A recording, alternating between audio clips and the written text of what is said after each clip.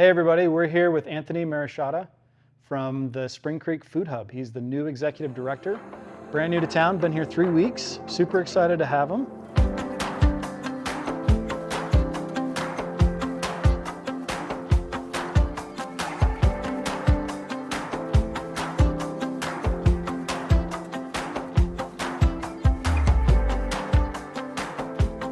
We're excited to benefit from your experience.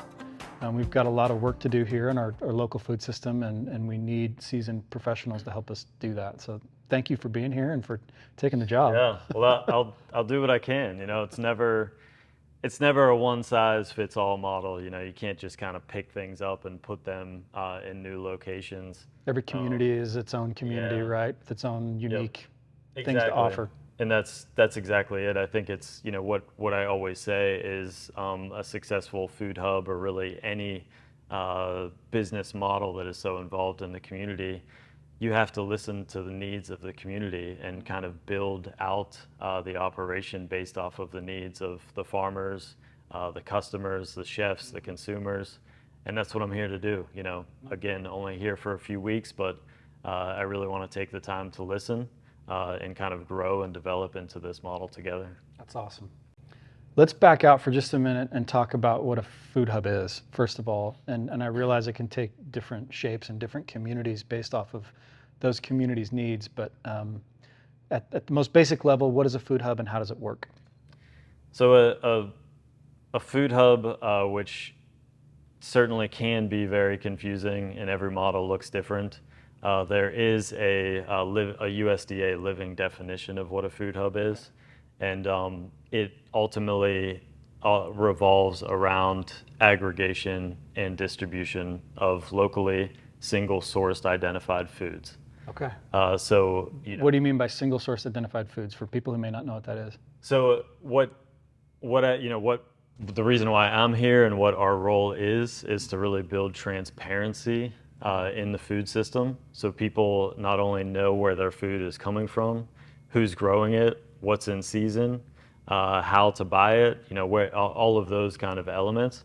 And so much of that really comes back to single source identification, where food hubs not only are listing and selling produce by the farm name and the town that it was grown in, but we essentially guarantee that if a customer orders a case of radishes from Tuckaway Farms, that they're going to get a case of radishes from Tuckaway Farms. Yeah. So they know where their food is coming from and who's growing it, and really kind of building that stronger connection. Because if I were to summarize what, you know, in a sentence, what you guys do, in my words, I would say you're here to reduce friction in a local food system between producer and consumer, right? Yep. So walk me through the day-to-day here at Spring Creek. How do you do that? What does a normal day look like?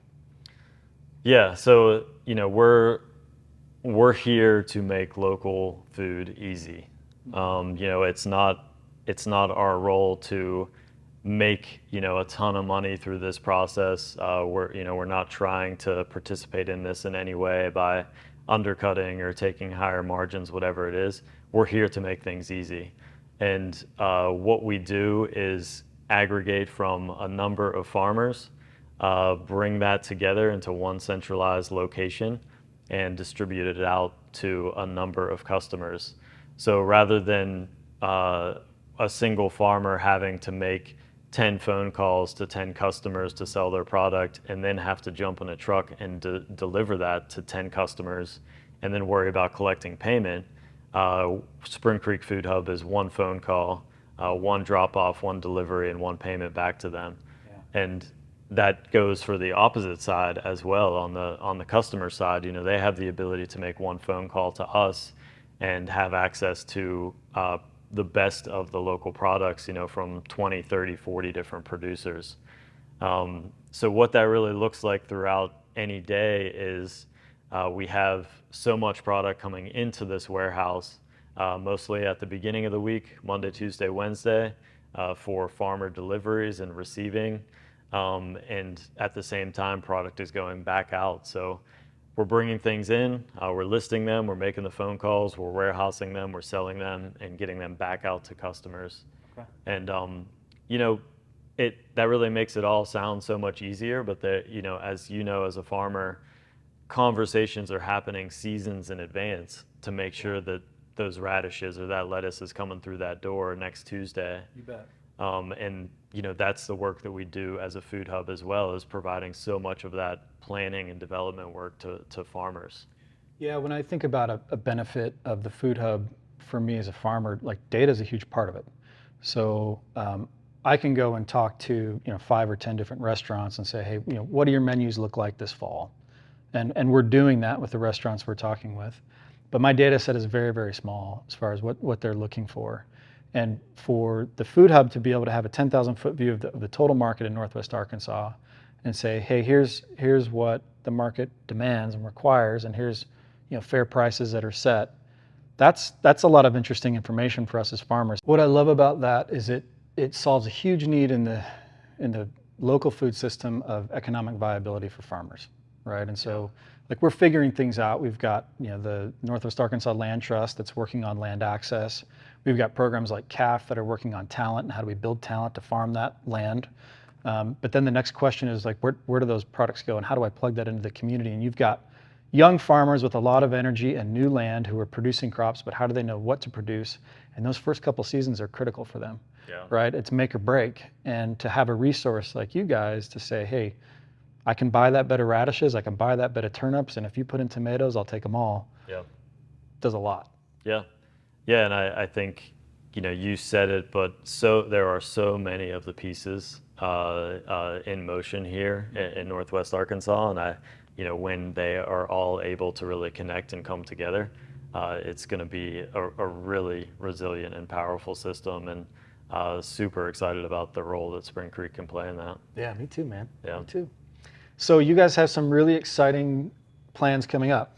You're building a brand new facility that opens next fall, if I'm not mistaken. Yeah. We're in a humble warehouse now. You're going to be like, it's like cobbler's kids here. I don't know, but you're going to have a brand new space. And what does that mean for you guys? And what are you going to be able to do there that you can't do here? Yeah, it is a super exciting time. We're happy to get our start here and find our feet and kind of build that energy up to the new location. But we're hoping to be at the new place even next summer, so the summer of 24. And it is a big space. It's 45,000 square feet. It is in downtown Springdale off of East Emma. Yeah. And Spring Creek is just going to be one of the tenants of the market center of the Ozarks. Okay. So we're going to operate out of about a fourth of that space, which is still quite large. We have, I think there's going to be 5 dock doors there, 3 or 4 drive up, and a couple others for pickup trucks and others to pull into. But having such an efficient and new space is just really going to kind of open up the door for so much opportunity and to increase capacity in what we're able to do. We've committed to this. We're all committed to this, myself and the team here and all of our supporters that have gotten to this point. And it's going to be a lot of really great things to come, especially out of that new place. Yeah, it's so much of perception is place. And I think to have that new place for Spring Creek is going to change the way people perceive the program in Northwest Arkansas, and it's going to put you guys on maybe a whole new plane and ability to impact the region too, which is exciting. Yeah, and I think it's really going to be something that all of us in the region, farmers in particular, and all the supporters and buyers, everyone should really be proud of. We're just getting started. Okay. Well, Anthony, thank you so much for the time today. We really appreciate it. We're going to take a little tour and look around the warehouse. Great. Awesome.